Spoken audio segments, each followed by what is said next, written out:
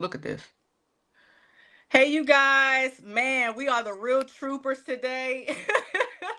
I have one of the greats in the building, DC Ervin. He's on a sold out tour right now in Louisville, Kentucky. You guys heard of him, seen him on Marlon Wayans Headliners, HBO Max, Prime, Fox. Now he's on Success Nonetheless, and we're true the epitome of that today, fighting for this interview as we speak. So please welcome Mr. Prove It himself. We definitely proved it. I got my shirt on. You guys make sure you guys cop the merch as well. Mr. DC Ervin, welcome. Kat, we went through some a journey to give these people an interview, and they better appreciate. I don't care what we talk about. They better appreciate what we could talk about: buildings, water, librarians, phones. They better appreciate what we talk about because you fought. I don't know nothing about technology, and you was there just clicking away. I was like, oh, she is brilliant. You figured it out. So, but thanks for having me. I'm happy to be here with you. Thank you. Really appreciate it. And I just want to start off, I've actually been to your show, supported it out in VA. Hilarious. My actually first time seeing you. And what made me want to interview, I was in line, of course, we didn't know each other. And I saw how you mentioned, I guess, one of your supporters by her Instagram name. It immediately, her face lit up. She was like, oh my God, you know me. I don't even know her name, but you said her by her username. And to me, that spoke volumes. So I wanted to start off, how important it is that, people not only recognize people that support them, but actually genuine and, knowing your supporters by their names and faces, how important that is. Oh, I knew her because she was one of my stalkers. Oh, So I got in. okay. Well, okay. No, I'm just playing. I'm just playing with Okay. you. No, I think that's important because everybody wants to be, in life, everybody wants to be. You want to be seen, or you want to know that you have some sort of effect on. And people that support me, they got a huge effect on me. Even you just simply having on my Prove It shirt, that means a lot to me. You know what I mean? So Yeah. I, when they see me, I make sure I see them back. Right, right. Okay. So one of the things I don't know if you've ever seen DC Don DC Curry in real life. Your comedian style reminded me of him and also TK Kirkland. Um you put you make people think, right? It's not just Mm. about comedian, but you also make people think and make people leave the place better than where they came in, which I applaud you for that. So it's not just I'm expecting me laughing, but I was like, oh, that's a good twist. So what's harder, making people laugh or making people think? I think making people laugh is harder because I can get into and read some things out of an encyclopedia and re-vomit that out, and that'll make you think. You know what I mean? But to evoke laughter out of somebody, that's like bringing somebody to something that I think is funny and putting it to them like they were there with me when it happened. I think that's one of the hardest things to do because thinking everybody and their mama do a TED talk who don't got a podcast. No, you know what I mean? Right, Like right, right. thinking you can kind of just say, but making people laugh is what's hard to do. So I would say making people laugh is probably is way harder than making people just think. Because I Mm. can make you think and I can be saying nothing. I used to do a series called Meaningless Motivation where I would say a bunch of words and those words would sound like they were making sense through the progression of the nationality of the people who we spike it. And if it doesn't spike them in the right way, it influence them to a place of nutrition. And when nutrition hits, it does not happen. But if you circle back to it, it goes into a deep, dark place. But if you take it out of your life and put it to your place, it goes to apricots and peaches and simplified arithmetics like that. I didn't say nothing to you. I That's said true. nothing to you. That's And very that true. made you think you were thinking. And I said absolutely nothing. Apricots, arithmetic. What did I? Nothing. You see what I'm saying? Yeah, that's true. Right. Very true. People just So spew out words. yeah, yeah. So walk us through your journey. I know now, there was a time where nobody knew your name. You weren't doing these great, amazing things, selling out shows. Because I think a lot of people are scared to start small and talk about the significance of, starting small and then working your way up. It's important. It's important to kind of start small for my in my opinion because you don't want to skip steps.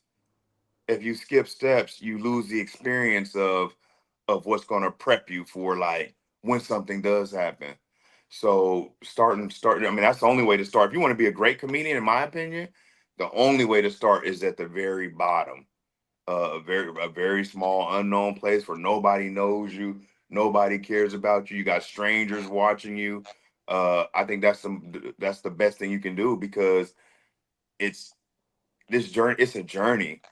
When you've been doing it for 10 years, you're 10 years old. When you've Mm, been doing it for 20 years, you're a 20-year-old person. It's like that's the maturity. That's how comedy is. That's how you mature at the level of comedy. So I think it's very important to just take all those necessary steps to learn the craft. And you never stand up. I don't care who you are. You never master it. There's no way you can master it because each night changes, every crowd changes. You don't know what can happen. One night you might have a drunk person in the crowd. The next night a fight might break out in the crowd. Nothing's ever the same. Your material or whatever you have to do has to be ready to like move on and push through. wow, wow. So, do you think what's more dangerous, success, failure, or comfort for a comedian? That's a great question, Kat. Who taught you how to interview, girl? You good? Damn, that's a great question. Success, comfort, or failure? I think shit. Excuse my French. I don't mean to be cursing. I think You cussing on a Sunday. I know. Forgive me, forgive not Lord. I didn't even go to church. Forgive me, forgive me. No, I bet not another curse word come out my mouth. I guarantee you that.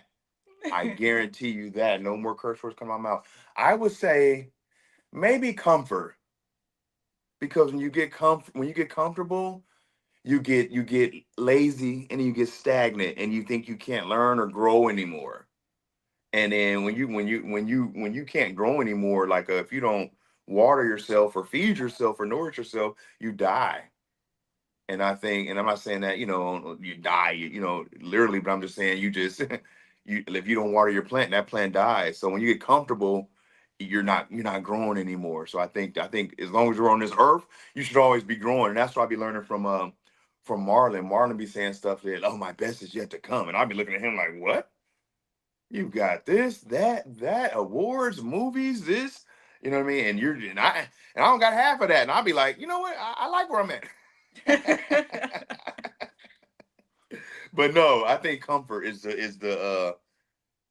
probably the worst one out of those. Comfort would be the scariest one. Wow.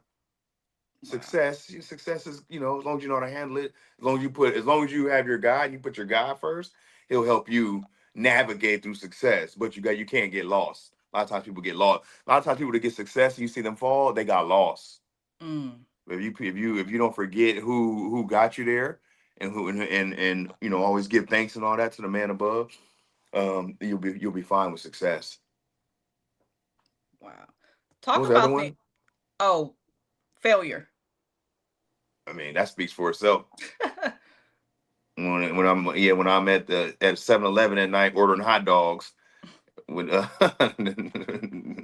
failure would speak for itself. Okay. Let's talk about the importance of relationship. I mean, I think it's so true. Everybody's a comedian, everybody's a model, a rapper, actor, all of these things. But what matters most in a relationship? And I think a lot of times, and you can talk about this for a minute, but a lot of times people they want the money first. They don't want to build relationships. They don't want to do things for free. They don't want to barter.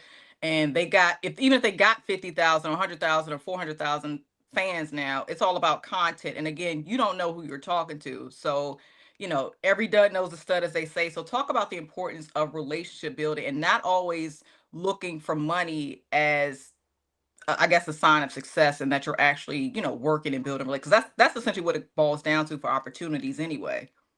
Yeah, because when the relationships are genuine, things happen naturally. You know what I mean? Like, and you can tell someone's like that's a good. I've been having people ask to do an interview, and I don't do a lot of interviews to be honest with you. I get people to ask me and this and that, but it was a genuine connection with us when we met and this and that. You're like, hey, I want to do this, and I was like, I got you. So I think it's important to um to keep the relationships you have like solid and and not look for stuff without looking for it, and things just happen. If you just connect with someone, that's way more important than money, because that goes longer than money. You'll spend that money, but Yeah. a good relationship will last for a long time. Money will come and go. And don't get me twisted. Money's important. Oh yeah, yeah, yeah, yeah. We need money. That's, I don't work. I've been working hard. So, Yeah. but for luckily for me, I'm blessed to be working and all that stuff. So, yeah, relationships are very important. But I think they're as long as no one doesn't have an ulterior motive on either side, that's when it's a great thing and a great connection. And unfortunately, in our business, we do got people out there who do have different motives, and are, will set you up for pitfalls. So you kind of got to watch for that stuff too, though. But I think relationships are very important, and the money will come once you guys can once two people connect, or people connect and bond and build on the love of something. The money will come. That's so true. Wow. Has there ever been a time where success has almost cost you your love for comedy? Success has cost me my love for comedy. No, Like any of the sometimes obstacles, like talk about the obstacles, because I think people look at you and say, oh man, he got the shades, he got the sold out crown, he has his family, he's doing all these amazing things. But talk about the behind the scenes that people don't get to see. Like, can we talk about the promoters? I want to talk about the business side, that people have to put that hat on as well, when they want to achieve, a certain level of success. you you you're gonna run, especially earlier in my career, you're gonna run across certain promoters who pretty much shady, wouldn't want to pay, um but you only run across them once for the most part, because once you meet that person once, they're the same across the board, Mm, and you can sniff them out from a mile away. So once I got stiff once in a certain situation, it just brought my antennas up. Now I need a deposit, and I don't care who you are. And now I need a deposit. If I sense anything that's, unfortunately, I don't do deals like that now, because managers and all that stuff, they handle that stuff right now. But when I was handling on my own and I sniffed something out, I just, now you mess it up for everyone, where I got to ask for a deposit, unfortunately, from everybody, because I just can't afford to get burnt when operating at that hunger level. You're like, hey, if I tell the jokes, you keep your word.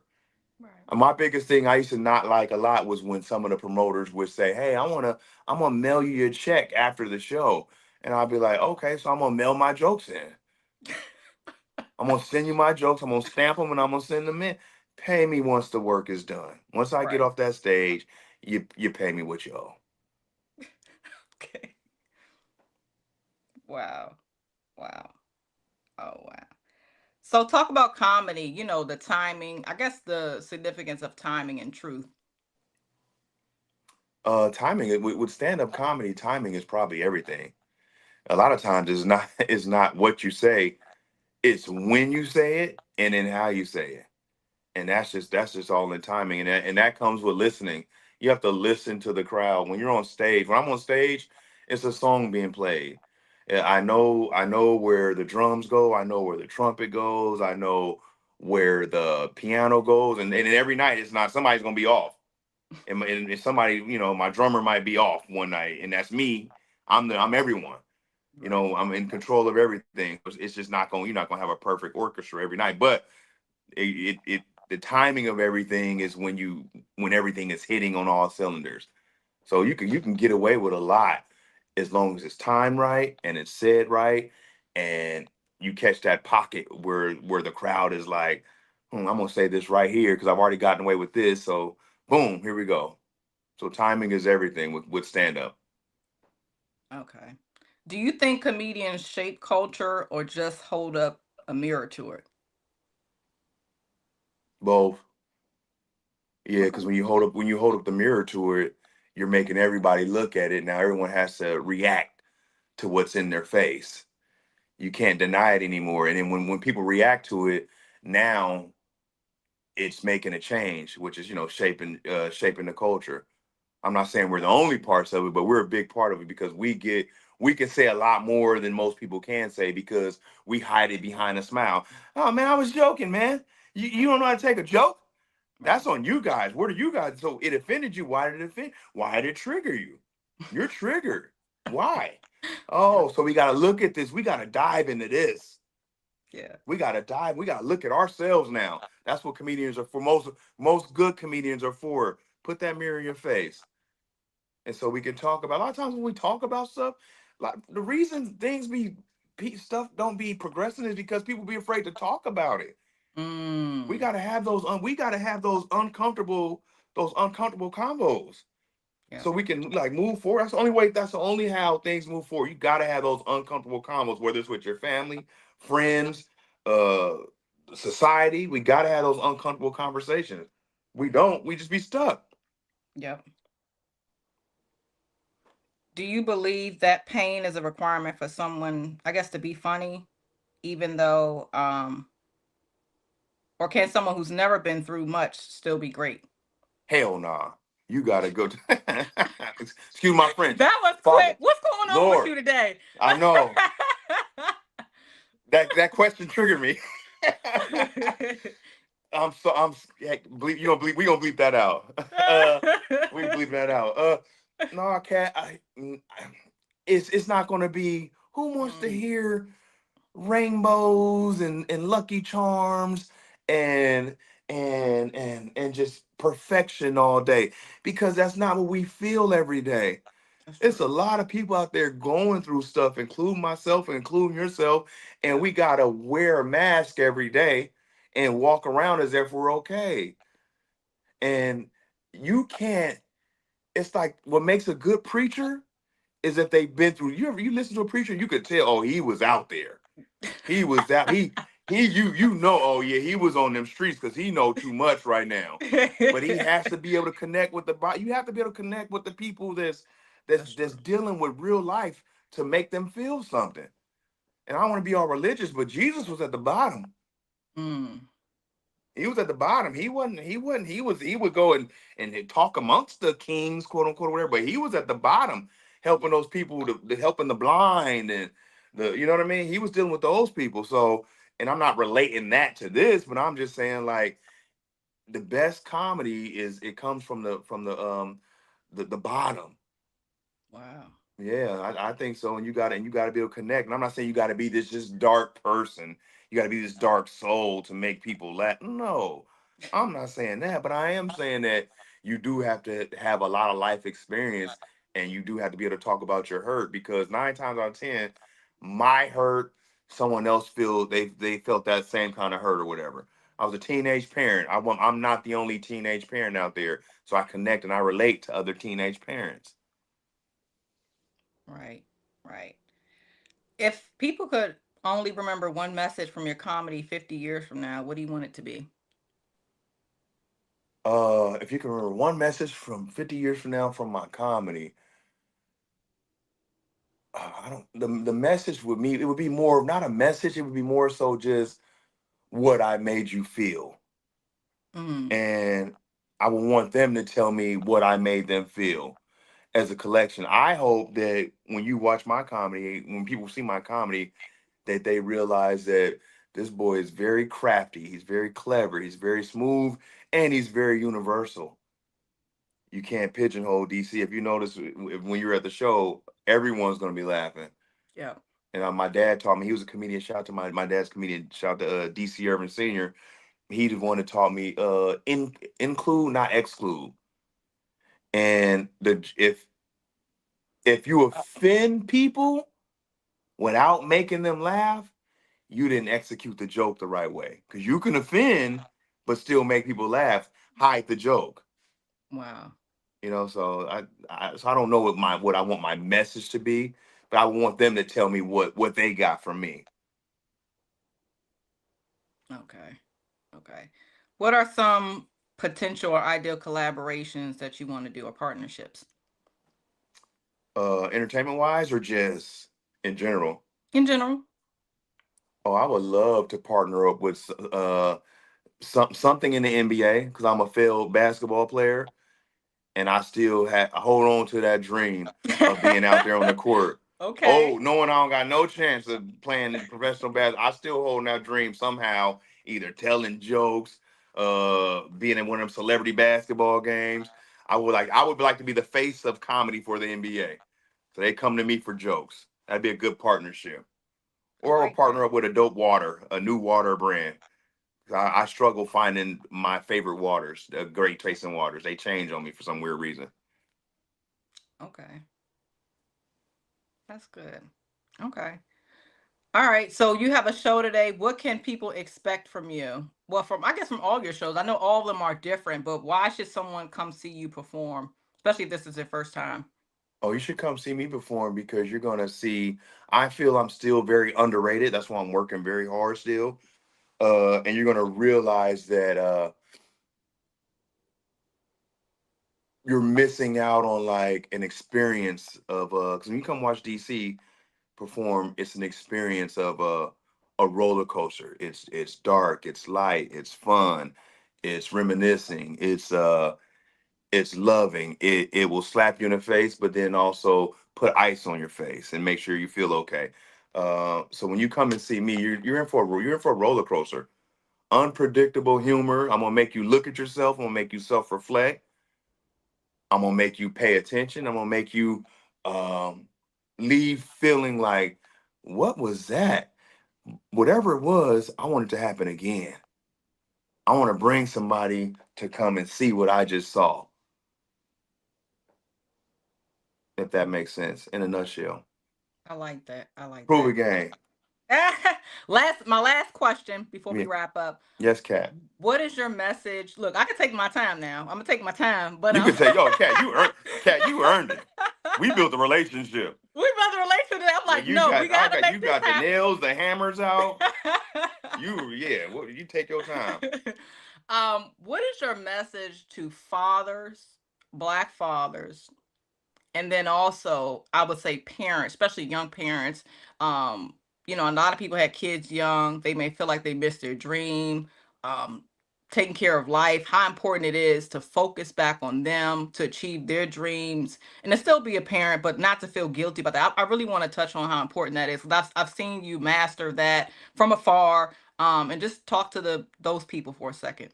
Yeah, I mastered that. I gloat about that. That's one of my best. We talking comedy, fatherhood. I can talk. I done put two girls, two females through Spelman. Both graduated from Spelman. One works for Morehouse. The other one works for the Philadelphia Eagles. So yeah, I'm a success rate. I proved that, Cat. But what I would say to young parents, I would say, babies don't stay babies. They grow up and they grow with you. So you put your child first, uh, and and everything else will kind of fall into place. You could still live your dream. Of course, now, and the part that's kind of hard. I'm not going to be naive to it. It is more sometimes more difficult for the woman because a lot of times if you're not co-parenting, I was never married or whatever, so we kind of had to do co-parenting on the side or whatever. So I would have my kids and the mother would have their kids, and when we could come together, we would. But so I was able to kind of like live my dream and still be a dad or whatever the case was. I would just say you put your kids first, and and and you can all there's levels to like still hustling and doing what you want to do, if that makes sense.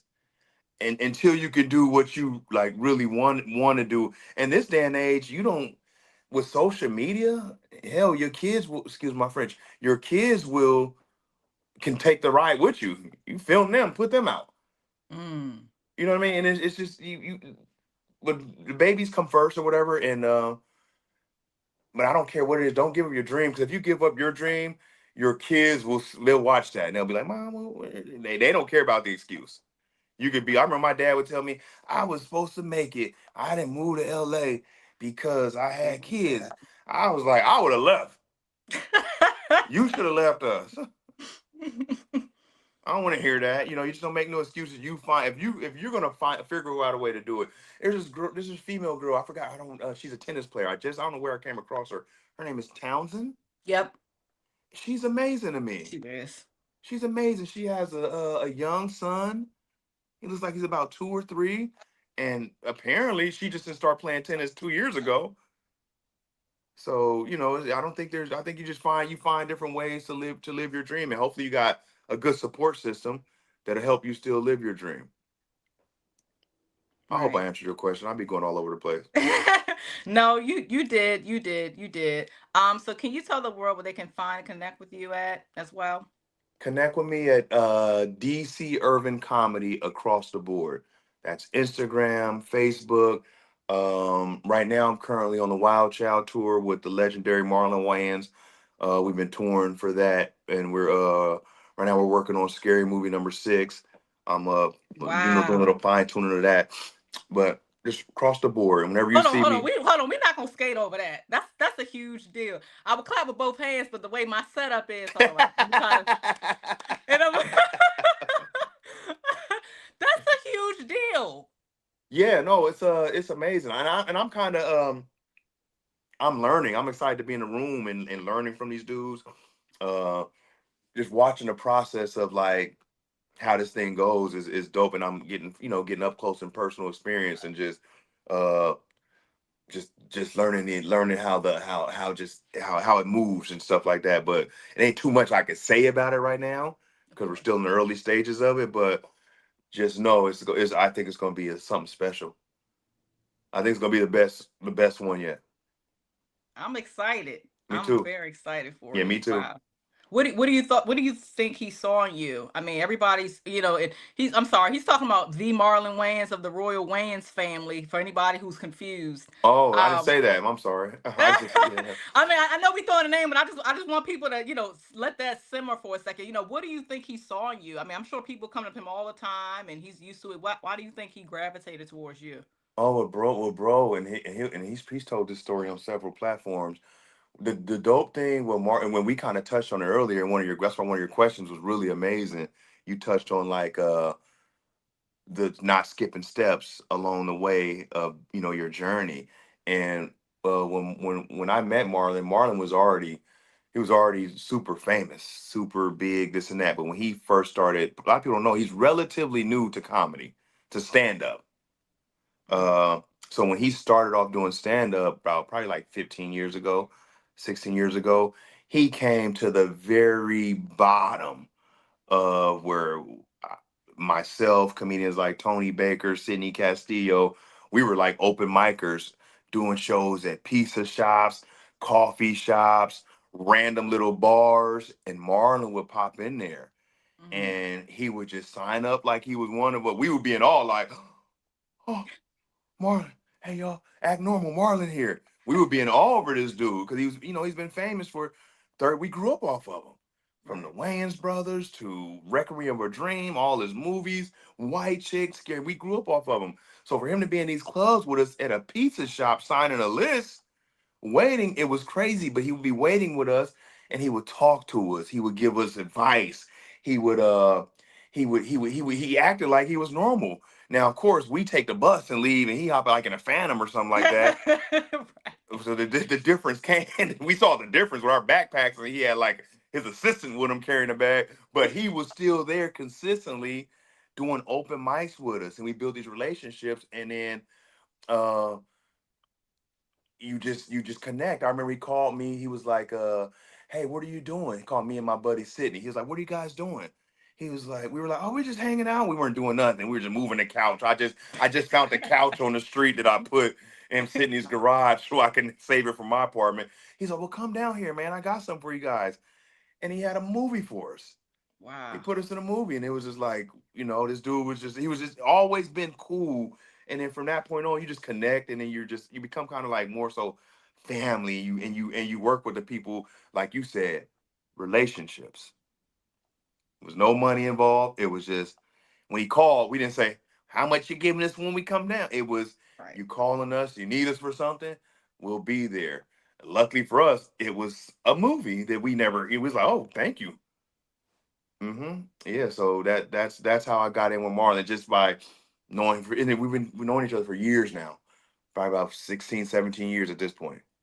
Wow. Wow. That's awesome. And you work with who you're familiar with. Of course.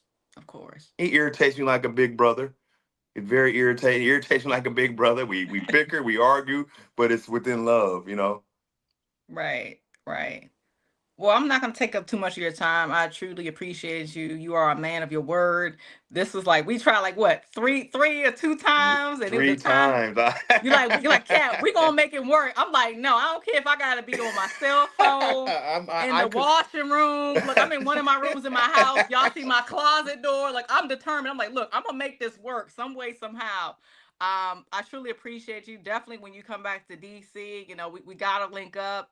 Of course, I don't know what else to say. I see nothing but greatness for you. Truly appreciate your time, being a great father, inspiring people, business owners, creatives to prove it not only to themselves but to everybody out there that's always Prove it, watching Kat. and to make a way. Always make a way. Thank you so much, Kat, for having me. I appreciate you, and I appreciate your resilience today. I was ready to give up, and you fought and gave me hope, and I said, I'm gonna fight with her.